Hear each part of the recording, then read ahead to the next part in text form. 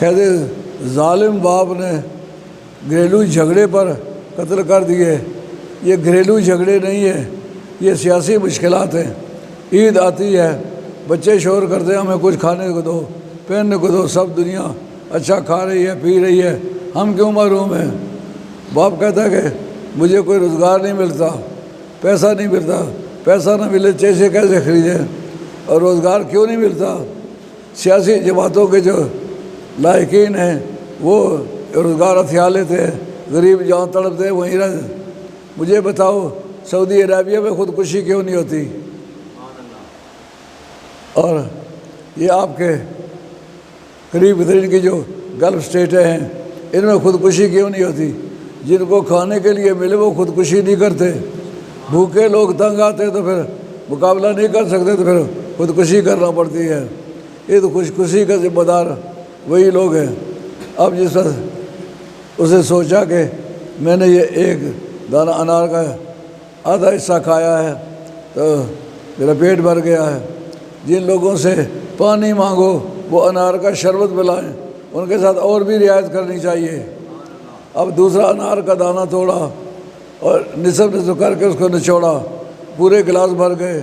اس وقت وہ بادشاہ پوچھتا ہے کہ بتا بیٹی یہ انار کا دانہ بھی اسی کے برابر کا تھا، لیکن کیا وجہ ہے کہ پہلے سے پورے 2 گلاس ہی بھرے تھے، اس سے پورے 2 گلاس بھرے؟ انہوں نے کہا معلوم ہوتا ہے کہ حاکم وقت کی نیت میں جو پلیدی آئی تھی اللہ نے وہ دور کر دی ہے۔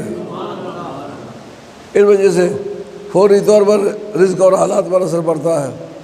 حضرت عمر بن عبدالعزیز رضی اللہ تعالیٰ عنہ کے بارے میں اللہ کے پیارے بندے تھے، ان کے تاریخ زندگی میں علامہ بدر الدین عینی رحمۃ اللہ نے ذکر کیا ہے کہ گڈریے ریوڑ چلانے والے وہ کہتے ہیں ہم نے ایک دن دیکھا کہ بھیڑیے بھیڑوں میں پھر رہے ہیں اور بھیڑ بکریاں بیچ میں گیدڑ پھر رہے ہیں اور چیتے شیر پھر رہے لیکن مارتے نہیں ہیں۔ ہم نے پوچھا یہ انقلاب کس طرح آیا ہے؟ کہا دراصل آج ایک اللہ کا مرد عمر بن عبدالعزیز خلافت کی سیٹ پر بیٹھا ہے، اس نے رد مظالم کیا ہے، جس کا جو کوئی ظلماً کوئی اس سے چیز وصول کی گئی تھی اسے واپس کی ہے۔ سب سے زیادہ ان کے اپنے خاندان کی بنو امیہ کی عورتیں تھیں جنہوں نے 3 4 شیر کے حساب سے سونے پہنے تھے، انہوں نے کہا اتار کے میرے سامنے رکھو۔ جن لوگوں کے ساتھ ظلم کر کے انہوں نے وہ زیورات مہیا کیے تھے ان کو بلا کے ان کو زیور واپس کیے تو معلوم ہوا عمر بن عزیز کی برکت سے بھیڑیا بھیڑوں سے شیر نہیں کرتا اور شیر مبادات جانوروں کے ساتھ سختی نہیں کرتا۔ لیکن وہ گڈریے کہتے ہیں ہمیں اس دن پتہ چل گیا کہ آج دنیا سے چلا گیا ہے وہ خدا مرد خدا۔ کہتے دیکھتے ہیں کہ بھیڑیے مارنے لگے جانوروں کو، شیر پھاڑنے لگے جانوروں کو۔ ہم نے جو سوچا پتہ کیا تو پتہ چلا آج عمر بن عبدالعزیز کی قبر پر مٹی پڑی ہے، جو مٹی پڑنے کا وقت ہے وہ درندوں کے شرارت کرنے کا وقت ہے۔ معلوم ہوا ملک کا حکمران اچھا ہو تو پھر فوری طور پر ملک پر اثر پڑتا ہے۔ نوشروان شاہی نے ایک واقعہ بیان کیا ہے کہ ایک مرتبہ ایک ڈسٹرکٹ سیشن جج وہ عید کے موقع پر گھر جا رہا تھا، بیگم اس کے ساتھ تھی، کوک اس کے ساتھ تھا، کشتی میں بیٹھے، کشتی ایک ایسے بھنور میں پھنس گئی جہاں ان کے باپ دادے کی کشتیاں الٹی ہیں اور پھنسی ہیں، ہلاک ہوئے ہیں۔ ان کا ایک تجربہ تھا کہ زندگی میں جتنے گناہ کیے اونچی آواز سے بیان کرو اور اللہ کے حضور میں توبہ کرو تاکہ یہ جو ساتھ ساتھ کشتیاں چل رہی ہیں ان کے ملاؤں کو پتہ چلے کہ یہ کشتی جو ہے ڈوبنے لگی ہے، کیوں ڈوبنے لگی ہے، سوار کیسے ہے۔ تو اس وقت کوک نے کہا میں ان کا باورچی ہوں، بہت لائق قسم کا باورچی ہوں، بڑے اچھے کھانے پکاتا ہوں، لیکن آج تک جو کھانا میں نے پکایا ہے پہلے پیٹ بھر کے خود کھایا ہے، بعد میں جج صاحب کو بھی دیا ہے، بیگم کو بھی دیا ہے، بچوں کو بھی دیا ہے، لیکن کھانا کھانے سے پہلے میں نے ان کا کوئی کھانا سرو نہیں کیا۔ میں نے کہا اچھا بہت اچھے آدمی تم تو۔ اب جناب بیگم سے پوچھا تم اپنا حال بتاؤ، اس نے کہا میں بیگم تو جج صاحب کی ہوں لیکن یہ بچے ان کے نہیں ہیں، یہ غیر مردوں کے ساتھ بدکاری کا میرا تعلق تھا، اس سے پیدا ہوئے ہیں۔ اب جج صاحب سے پوچھا گیا، انہوں نے کہا آج تک شہادتوں کی بنیاد پر میں نے کوئی فیصلہ نہیں کیا، جدھر سے پیسے مل جاتے رہے ادھر فیصلہ کرتا رہا۔ اس نے کہا آگے تو بچ جانے کی امید تھی، لیکن ایسے حرامیوں کی کشتی نہیں بچ سکتی۔ اب غربا میرو سگ وزیرو موشرا دیوا کنند ایجنی ارکان دولت بلگرا ویرا کنند۔ جھوٹے کیسز بنا کے لوگوں کو جیلوں میں ٹھونس دینا، یہ پتہ ہے کہ اگر جیل سے باہر ہوئے تو ہمیں کسی نے ووٹ نہیں دینا، تو میں ووٹوں سے محروم کرنے کے لیے کسی کے خلاف جھوٹے کیسز بنانا۔ یار اگر کوئی کیس سچا تھا تو پھر اس کو مجرموں کو سزائیں کیوں نہیں ہوئی؟ جتنے جھوٹے کیس بنائے سارے بری ہو گئے۔ بری ہونے کی وجہ کیا ہے کہ کیس جھوٹا تھا۔ تو جب اب آپ کی جوڈیشری نے ثابت کر دیا کہ آپ کی جو موجودہ حکومت ہے اس کی بیک گراؤنڈ بڑی ناقص ہے، اس پر اعتماد نہیں کیا جا سکتا، اس لیے ہم یہ کہنے پر مجبور ہیں کہ جو آدمی اللہ کے نازل کیے ہوئے قرآن کے مطابق فیصلہ نہیں کرتا، اگر لاشعوری طور پر کرتا ہے تو وہ فاسق ہے، شعوری طور پر فیصلے کرتا ہے تو ظالم ہے، اگر اعتقادی طور پر اپنے فیصلوں کو صحیح سمجھا تو کافر ہے۔ اس طرح کی زندگی سے اس وقت ہم گزر رہے ہیں۔ چاہیے یہ کہ ہم پہلے توبہ کریں۔ اس وقت ملک کے اندر جو معاشی بدحالی ہے اس کی وجہ حاکم وقت کی نیت کی پلیدی ہے۔ میں تو اخبار پڑھنے والا بندہ نہیں ہوں، میں نے کچھ دن ہوئے کہ ٹی وی دیکھنا شروع کیا جس سے ملکی حالات معلوم ہوں۔ مجھے تو پتہ نہیں کہ معاملات کیسے چلے، لیکن میں تھیوری کے طور پر بیان کر رہا ہوں۔ تھیوری یہ ہے جو بتائی ہے، جب حاکم وقت کی نیت میں پلیدی آئے اس وقت ملک میں قحط سالی آتی ہے اور پیداوار کے جو وسائل ہیں وہ سارے مجروح ہو جاتے ہیں۔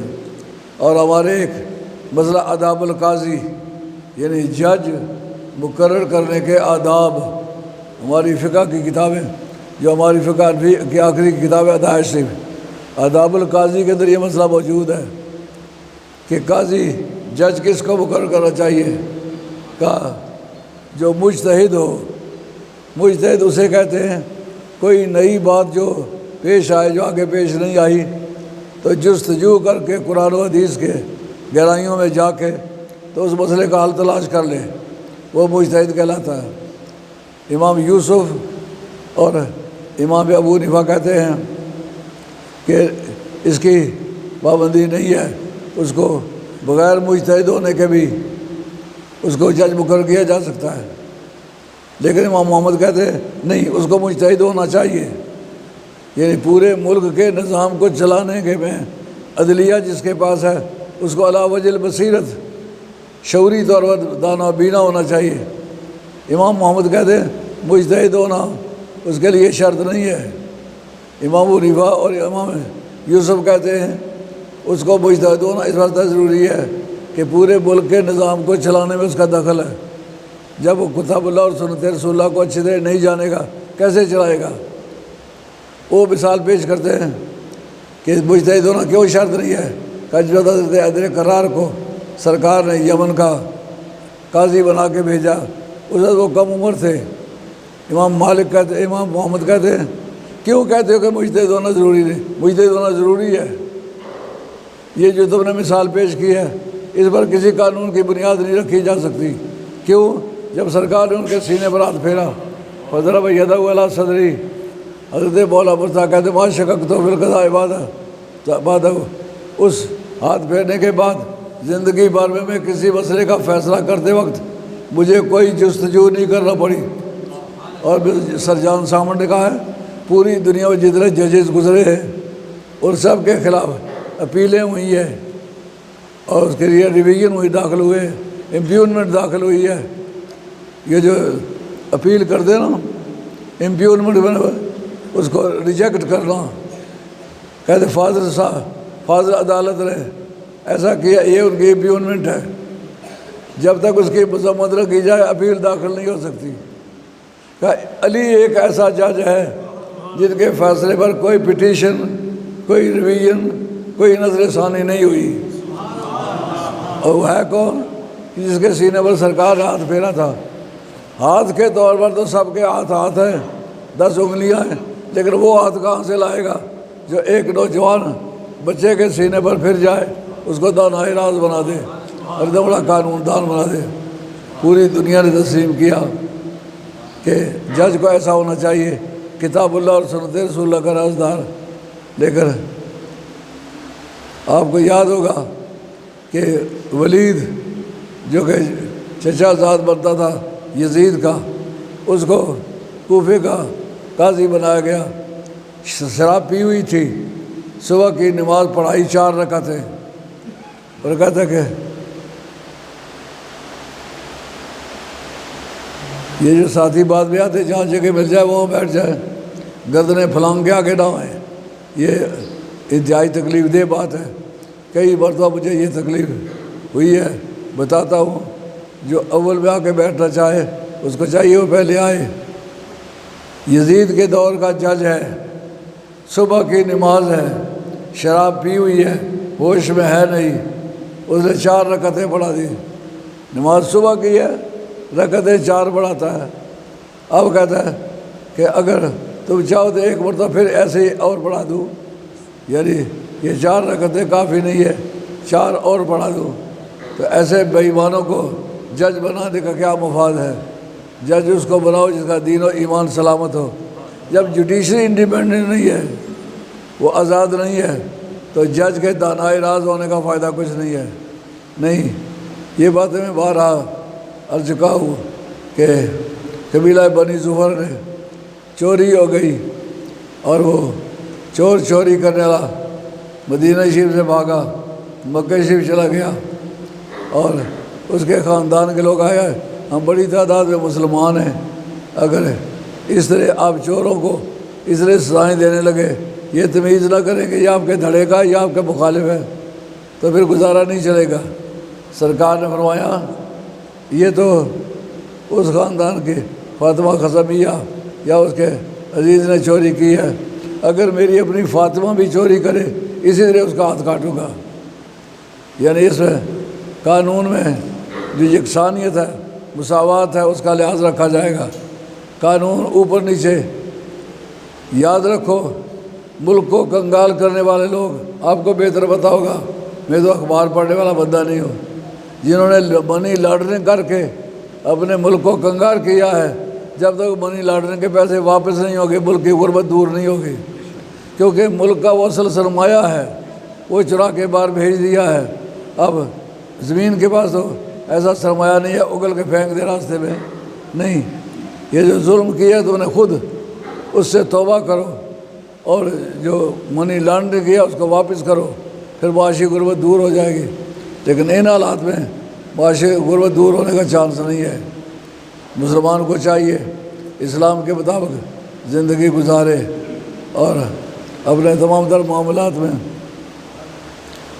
سرکار نے ایک مرتبہ نماز پڑھائی تو سرکار دوسری رکعت میں اٹھ گئے، تو فارغ ہو کے سرکار نے پوچھا کتنی نماز پڑھائی ہے؟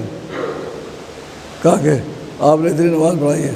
آپ دوبارہ پڑھتے ہیں، یعنی نبی کی بات ہے، اس کو ایسے جسٹیفائی نہیں کیا گیا، عملاً اسے درست کیا گیا، بعد میں اس کو جسٹیفائی کیا گیا، جس کا مطلب یہ ہے مسلمان قانون کا پابند ہے، وہ اپنے دھڑے کا پابند نہیں ہے، لیکن لوگوں نے اپنے ووٹیں برابر رکھنے کے لیے ملک کے تمام تر وسائل کو اپنے ذاتی استعمال میں استعمال کیا ہے۔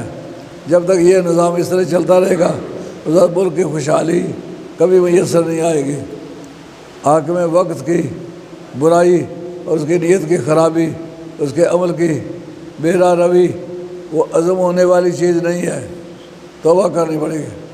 لیکن جس وقت لوگوں کو حالات میں روانی نظر آتی ہے، کوئی سمجھتے ہیں ٹھیک ہے، فرعون مصر، فرعونہ مصر کا ایک پورا پیریڈ ہے، فرعون ایک نہیں گزرا، وہ درجنوں کے حساب سے گزرے ہیں۔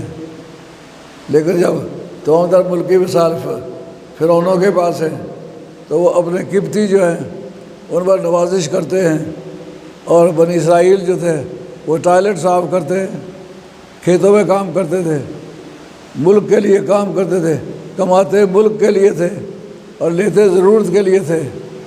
یہ کیوں ہوا تھا؟ یوسف علیہ السلام کے زمانے میں بنی اسرائیل کو وہاں امپورٹ کیا گیا تھا، ان کی کالونی میں وہ شاہی خاندان کے لوگ تھے، ملک کے تمام تر وسائل ان کے پاس تھے، حکومت ان کے پاس تھی، زمین کی پیداوار ان کے پاس تھی، دیگر جو ذرائع تھے ان کے پاس تھے۔ اب انہوں نے نہ بیٹی دیکھی، نہ بہن دیکھی، نہ ماں دیکھی، ہر برائی کا ارتکاب کیا۔ یہ بات سمجھ سے باہر ہے کہ پیغمبر نے ان کو امپورٹ کیا تھا، وہ اس بات کو سمجھتے ہم سید بن کے آئے ہیں، لیکن جس وسائل کا غیر اصولی استعمال کیا جائے، جہاں وہ سید بن کے گئے تھے وہاں سے غلام بن کے نکلے۔ یہ بات سمجھو، کسی وقت مغلوں اور ترکیہ کا نظام ایسا تھا کہ ادھر ترکیہ کی نے پورے مغرب کو 2 حصوں میں تقسیم کیا ہوا تھا، ادھر پورے مشرق کو مغلوں نے 2 حصوں میں کیا ہوا تھا۔ اگر مشرق والا آنے کی چیز مغرب والوں کے پاس بھیجنا چاہے، جب تک مسلمانوں کو ٹیکس نہ دے اس کی کوئی چیز مغرب میں نہیں جاتی تھی۔ مغرب والا کوئی آدمی مشرق والوں پر کوئی چیز بیچنا چاہے، جب تک کہ وہ ٹیکس نہ پے کرے، مسلمانوں کو کچھ دے نہیں، وہ پاس نہیں کر سکتا تھا۔ لیکن جس وقت مغلوں کے پاس حکومت آئی، انہوں نے ہندو عورتیں، سکھ عورتیں اپنے گھروں میں لا کے رکھی ہیں۔ یہ ایک اتنی بڑی برائی ہے کہ اس برائی کو روکا نہیں جا سکتا۔ جو عورتیں آتی تھیں وہ عقائد تو اپنے پیچھے چھوڑ کے نہیں آتی تھی نا۔ سکھ عورتیں تھیں، وہ سکھوں کے دھڑے کی باتیں کرتی تھیں۔ جو جناب حیدر کرار کے ساتھ جنگیں ہوئی ہیں، اس میں جو جنگی جرنیل تھے مقابلے میں، وہ زیادہ تر یہودی تھے، عیسائی تھے۔ وہ کیوں بھرتی کیے گئے تھے؟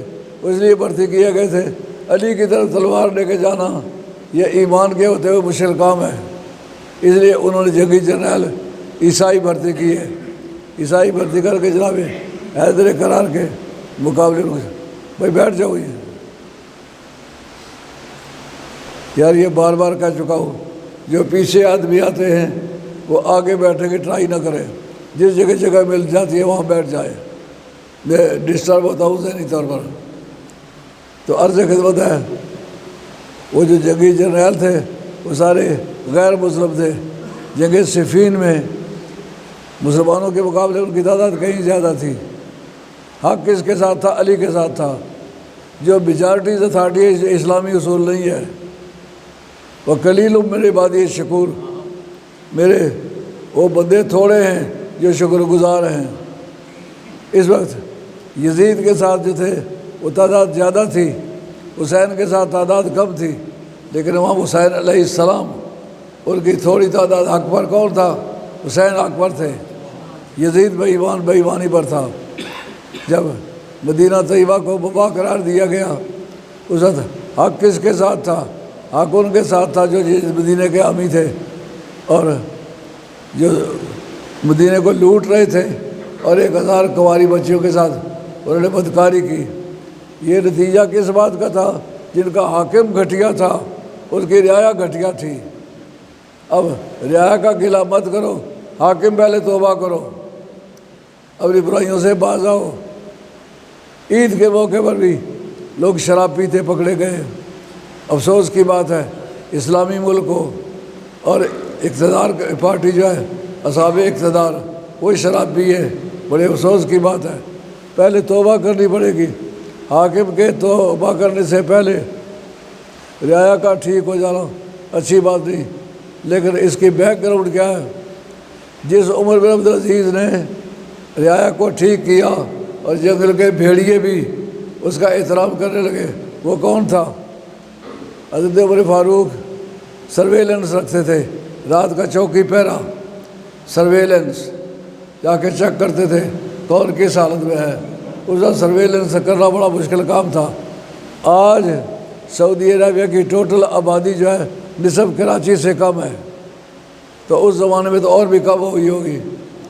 تو ایک شہر سے دوسرے شہر تک، ایک محلے سے دوسرے محلے تک بہت سفر کرنا پڑتا تھا۔ آپ دیکھتے کان لگا کے سنتے ہیں، ماں بیٹی کے درمیان جھگڑا ہو رہا ہے، ماں کہتی ہے دودھ میں پانی ملاؤ کہ ہم غریب ہیں، ہمارا خرچہ پورا نہیں ہوتا، اسی آمدنی سے ہم نے گزارا کرنا ہے۔ تو اس وقت بیٹی کہتی ہے اماں تمہیں پتہ نہیں یہ عمر کا دور خلافت ہے؟ انہوں نے کہا اچھا عمر کا دور خلافت ہے تو پھر کیا؟ اگر عمر نہیں دیکھتا تو خدا تو دیکھتا ہے۔ حضرت وہ عمر فاروق رضی اللہ عنہ ان کے مکان پر کراس لگا دیا کہ صبح بات کریں گے۔ صبح کے وقت آپ نے اس لڑکی کا رشتہ مانگا۔ اگر سربراہ مملکت کسی غریب آدمی سے رشتہ مانگے خوشی سے رشتہ دیتا ہے۔ شادی ہو گئی، اس سے لڑکی پیدا ہوئی، وہ آگے اس کی شادی ہوئی، اس کا بیٹے عمر بن عبدالعزیز تھے جس کی ماں ایسی تھی، نانی ایسی تھی جو حلال حرام کی تمیز کرتی تھی۔ تو اس کا نتیجہ یہ نکلا کہ اس سے پیدا ہونے والا بیٹا جو تھا وہ جنگل کے جانوروں پر بھی اس کا دباؤ موجود تھا۔ اب جناب ہم دیکھتے ہیں جو وکیل اچھا ہو جاتا ہے وہ جناب کنجریاں دیکھ کر کے بھرتی کر لیتا ہے، ڈانسر دیکھ کر کے بھرتی کرتا ہے۔ مجھے بہت سارے ایسے آدمیوں کی اطلاع ہے جن کو میں ذاتی طور پر جانتا ہوں کہ بہت اچھے خاندان کے سید ہیں لیکن بیویاں ان کی جو ہے کنجریاں ہیں۔ اب ان سے جو آگے پیدا ہوں گے وہ کس طرح کے سید ہوں گے؟ جس خاندان کی مائیں گھٹیا ہوں وہ باپ وہ اولاد گھٹیا ہوتی ہے۔ نیپولین نے کہا تھا give me good mothers I shall give you good soldiers, تو مجھے اچھی مائیں مہیا کر کے دو میں تمہیں اچھے سپاہی مہیا کر کے دوں گا۔ جن کی مائیں گھٹیا ہوتی ہیں وہ خود گھٹیا ہوتے ہیں۔ اور امام حسین رضی اللہ عنہ کی ساری آل اولاد صالحین کی تھی، آخری وقت تک جو مردی کے ساتھ لڑے اور جو مردی کے ساتھ مقابلہ کیا اور دین حق کا جھنڈا بلند کیا۔ حضرت امام قاسم جو حضرت امام حسن کے صاحبزادے تھے، لڑائی ہو رہی ہے دونوں چچا زاد بھائیوں میں۔ حضرت امام علی اکبر صاحبزادے ہیں حضرت امام حسین علیہ السلام کے، اور حضرت قاسم صاحبزادے حضرت امام حسن علیہ السلام کے۔ دونوں کہتے ہیں لڑائی کے لیے میں جاؤں گا، دوسرا کہتا ہے میں جاؤں گا۔ دلائل پیش ہونے شروع ہو گئے۔ حضرت امام حسین جج ہیں کہ کون پہلے لڑائی کری جائے گا؟ مٹھائیوں کا جھگڑا نہیں ہے، مرنے کا جھگڑا ہے، مرنے کے لیے پہلے کس کو چانس دیا جائے۔ حضرت قاسم کہتے ہیں کہ میں پہلے جاؤں گا۔ کیوں پہلے جاؤ گے بھائی؟ انہوں نے کہا اس لیے کہ بڑے باپ کا بیٹا ہوں۔ اور حضرت امام علی اکبر کہتے ہیں عمر میری زیادہ ہے، میں عمر کا میں بڑا ہوں، میں پہلے جاؤں گا۔ کہا کہ آپ پہلے جانا چاہتے ہیں تو میرا ابا قیامت کے میدان میں سوال کرے بیٹے میری جگہ تو کھڑا تھا، میں بڑا تھا، اگر میں ہوتا تو میں پہلے جاتا، وہ میری جگہ تم نے کیوں نہیں فل اپ کی، میرا فریضہ کیوں نہیں ادا کیا؟ اس بار میں نے اپنی پٹواری زبان میں ایک شعر کہا، پتر حسندہ شیر دلیر سید بن کے دولہا وچ کربل میدان آیا۔ پتر حسندہ شیر دلیر سید بن کے دولہا وچ کربل میدان آیا۔ قدم چچا حضور کے ٹھہ کہتے وقت آخری لام لہر بیام آیا، اور نعرہ حیدری مار للکار کہتے باب علی دی شان دکھلان آیا۔ سید کوئی مبارز نہیں بچ سکیا وچ میدان جب شہر یزدان آیا۔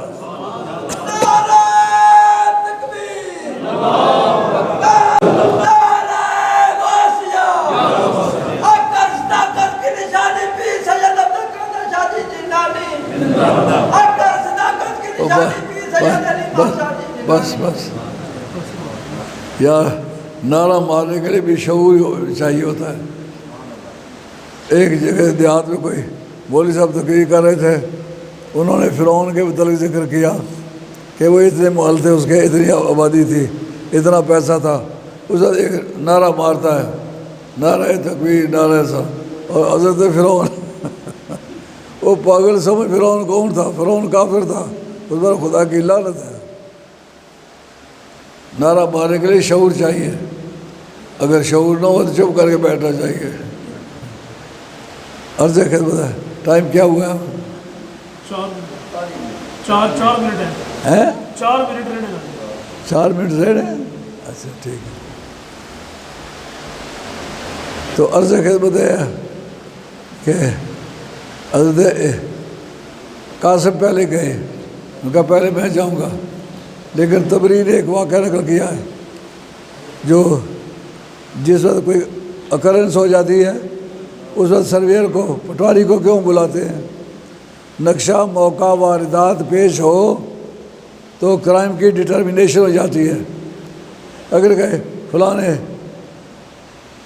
بفجے نے جھنڈا کو خریدے فائر کی تھا تو 200 گز دوری پر ریوالور کا فائر جا کے لگا تو کہیں گے وہ جگہ فائر ہوا ہے وہ اور جگہ ہے، اور جو مرا ہے وہ اور جگہ ہے، اور دونوں میں 200 گز کا فاصلہ ہے، ریوالور 200 گز کے فاصلے پر مار نہیں کرتا۔ اس بنیاد پر امام تبری نے نقشہ کھینچا ہے کہ حضرت قاسم جو ہے ان کی واردات کیسی ہیں۔ کہتے تبری نے کہا ہے کہ 30 آدمی اس کے گواہ ہیں کہ امام قاسم جو ہے دشمنوں کی صفوں میں گھس گئے، ان کے جوتے کا تسمہ ٹوٹا ہوا، اس کی شہادت کو یزیدیوں نے دی ہے۔ یار 30 آدمی جس کے جوتے کے تسمے کے گواہ ہیں، اس کو مارنے کے لیے تو کوئی نہیں آیا، اسے مردوں کی طرح مقابلہ کیا ہے۔ اگرچہ وہ 25,000 ہیں اور ہم شیرخوار بچوں سمیت 72 انسان ہیں، ہمارا ان کے ساتھ کیا مقابلہ ہے؟ لیکن دنیا کبھی یاد کرے گی کہ حضرت علی کی اولاد تھے جس کے باپ نے قلعے کا دروازہ اکھاڑا تھا، یہ اس کی اولاد ہے، یہ مقابلے میں جا رہی ہے تو دشمن کے صفوں میں گھسے تو جوتے کا ٹوٹا ہوا تسمہ اس کی شہادت ان سے ملی۔ اس سے پتہ چلا کہ خاندان نبوت کے لوگ مظلوم ضرور تھے، شہید ضرور ہوئے ہیں، لیکن مردوں کی طرح شہید ہوئے ہیں۔ جو مردی کے ساتھ مقابلہ کیا، بزدلی کے ساتھ بھاگتے ہوئے لوگوں نے پیچھا نہیں کیا۔ ایسا نہیں ہوا جیسا بنگال میں جنرل نیازی نے کہا کہ دشمن کے ٹینک میری لاش پر سے گزریں گے، تو لاشانہ پہلے فیصلہ کیتا کہ اپنو گزر سن۔ کیسا بزدلانہ جملہ ہے۔ حضرت جس وقت مسلمت القذاب کے ساتھ جنگ ہوئی تو طے ہوا کہ یار باقی جنگیں تو ایسے ہی ہیں کہ دشمن حملہ کر کے آئے ہیں، ڈیفینسو وار ہم نے کی ہے، دفاع کیا ہے، لیکن اس کے بارے میں کیا ہوگا؟ جناب ابو بکر صدیق رضی اللہ عنہ کی ذات پاک اور باقی عشرہ وبشرہ وہ بولے، انہوں نے کہا وہ منکرین خدا کے ساتھ جنگیں تھیں اس لیے دفاعی جنگ کی، وہ حملہ کر کے آئے، ہم نے راستے میں روکے۔ یعنی بدر کی جنگ وہ مکے سے چل کے گئے، 82 میل کے فاصلے پر ہے بدر شریف، تو بدر شریف میں مسلمانوں نے ان کو روکا۔ اس لیے احد بھی جنگ ہے، کافر مکے سے چل کے مدینہ طیبہ کے سین میں آ کے اترے، ان کی جارحانہ جنگ تھی، مسلمانوں کی مدافعانہ جنگ تھی۔ اور پھر اس کے بعد جو احزاب کی جنگ ہے اس میں دشمن چل کے آیا، 30,000 کی تعداد میں آیا، ادھر 3,000 بندہ تھا، لیکن یہ مدافعانہ جنگ تھی۔ لیکن اس موقع پر حضرت ابو بکر صدیق کہتے یہ جنگ مدافعانہ نہیں، یہ منکر مصطفیٰ کے ساتھ جنگ ہے، اس لیے یہ جارحانہ جنگ ہوگی، دشمن کے سین میں چل کے جنگ کریں گے، دشمن کے مڈیر میں کھڑے ہو کے سے جنگ کریں گے، دشمن کے کھیتوں میں چل کر کے مقابلہ کریں گے۔ میں خود ایک مرتبہ مدینہ شریف سے گاڑی کر کے تو وہاں گیا ہوں، زاران، وہ علاقہ زاران کا ہے، صوبے کے اعتبار سے اس کا نام زاران ہے، تو 1300 کلومیٹر فاصلہ بنتا ہے، تو 1300 میل مسلمان چل کے گئے دشمن کے مارنے کے لیے۔ ان کا یہ ہماری عشق رسول کی شہادت ہے کہ جو رسول کا گستاخ ہے ہم نے اس کو معاف نہیں کرنا۔ اور جو ہم بات کرتے ہیں تو ہر گمراہ انسان کہتے ہیں وہ جی میں آپ کی نماز پڑھتا ہوں، جماعت کے ساتھ نماز پڑھتا ہوں، اقامت کہتا ہوں، نماز کا سبب وہی ہے، ادھر قبلے کی طرف منہ کرتا ہوں۔ یہ ساری باتیں تو مرزا قادیانی کے جو امتی ہیں انہوں نے بھی کہی ہیں۔ انہوں نے کہا تبری نے لکھا ہے کہ مسلمت القذاب کی نماز کا سبق یہی تھا، اسی قبلے کی طرف منہ کر کے نماز پڑھتا تھا، اذان اور اقامت اسی طرح کی ہوتی تھی۔ انہوں نے کہا جب یہ سارے کام مومن والے کرتا تھا کافر کیوں تھا؟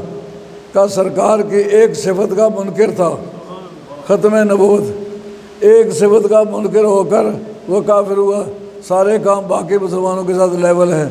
تو اسلام نے کہا جو نبی پاک علیہ الصلوۃ والسلام کی شان میں ایک ہی گستاخی ایسے کرے جس کا آداب کا لحاظ رکھنا اسلامی طور پر ضروری ہے، تو وہ بے شک اذان کہے، اقامت کہے، وہ سبق نماز کا وہی پڑھے، وہ کافر ہوتا ہے۔